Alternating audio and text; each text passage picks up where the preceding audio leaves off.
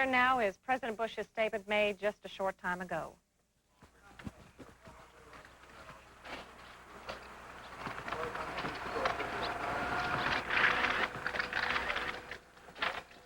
Well, I just wanted to report that at 12:19, I had a phone conversation with Mikhail Gorbachev, and lasted about, 20 minutes, I think. It was a good call. Gorbachev is still in the Crimea. He will return either tonight or tomorrow to Moscow. He tells me that things are under control. His first call, I believe, was with Boris Yeltsin.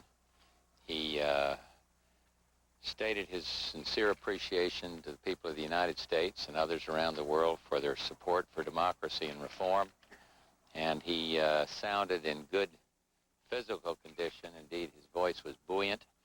And Barbara was with me, and we both asked him to convey our respects to Raisa, which he very kindly made references to his friendship with Barbara and me on a personal basis, but it was good. It was a good talk. It's a good development.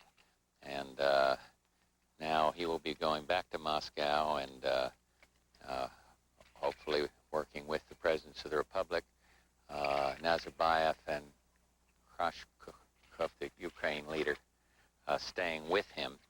There's a good basis now for all of this. So we'll see what happens, but in his view, the constitutional authorities are back in power, and democracy, and freedom, and reform have prevailed. And that's his assessment. I hope that it's not a out-ahead of where things stand in Moscow. I've not talked again to President Yeltsin, but he believes that Moishev has ordered the forces back to their bases.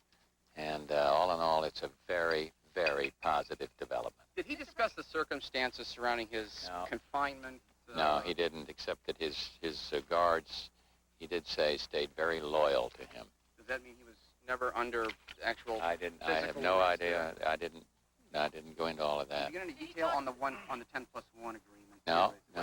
We just got a detail on the fact that freedom and democracy have prevailed, and he's expressing his sincere appreciation to us. Had he talked to anybody from the coup? Had he talked to people from the coup that assured him that the coup was over? Have they given him status? I don't know. There are all kinds of wild rumors about what's happened to the people involved in the coup, but I don't want to go into that. Some of them may be accurate and some may not. But he was anticipating some of them coming to see him. He said that to me, but whether that proves to be the case or not, I don't know. What do you consider the main factor? What's his status? He feels that way. And did he say what happened in the last couple of hours? No, it was just the fact that he was elated, and it sounded like for the last hour he was back fulfilling his duties and calling the shots. What do you consider the main factor in the failure of the coup? The fact that they underestimated democracy and freedom. And you can't put it back in a box, these totalitarian systems. You can't have them come out and take over. You can't put freedom and democracy back into a box and keep it contained. And that's what happened. And as a matter of fact, that's one of the things Gorbachev said. And certainly Yeltsin feels that way. Do you know anything about the suicide of Yazov? No. Did he know anything? Did he say anything? No. What did he say about? I talked to Jim Baker, who talked to, who was it Jimmy had talked to? Yanayev? No, not Yanayev. Yakovlev. Yakovlev is who we had talked to. And Yakovlev had some information on that. But it's all, I don't want to repeat it because I don't know that it's true. There's too many rumors around out there. What did Gorbachev say about the origins of the coup? What the coup He didn't say any more than I've told you. I really, Norm, have given you the main substance of this talk. We will obviously try to cooperate with the Soviet Union back in constitutional hands and with the Russian Republic with respect for the way Boris Yeltsin has conducted himself, these other republics that apparently have stood firm with the put down of the coup and stood firm and loyal to the constitutionally authorized President Gorbachev. So I think it's a very fine day. It's been an emotional day in a sense, with these being right in the middle of this history. And I think people know of my respect for Gorbachev, indeed the way I feel about him, and I was just delighted to hear that he was fine, delighted that he was here to well. Well, we placed the call. It's a little unclear. I think it was in response to my call. Did President Gorbachev say that he intends to have popular elections, presidential? No, we didn't go into any details like that. Well, I think he is working with Mr. Yeltsin. Does this significantly change the U.S.-Soviet relationship?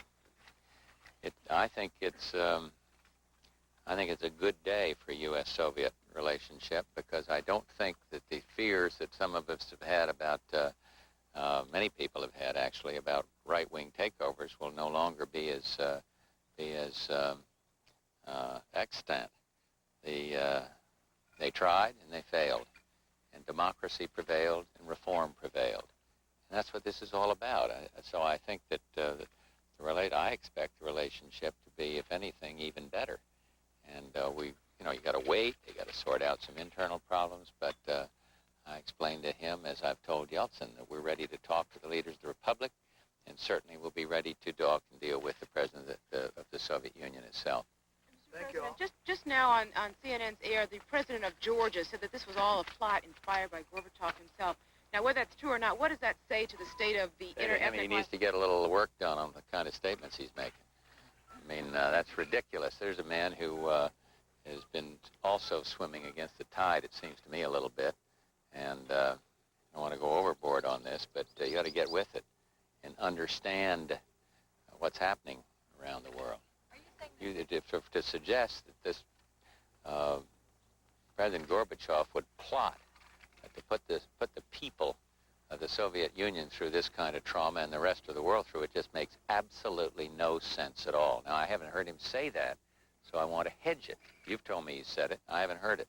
So I've got to be very careful I don't react to something that may not be true. I learned that one a long time ago. So, but if that's what the man said, I would just discount it 100%.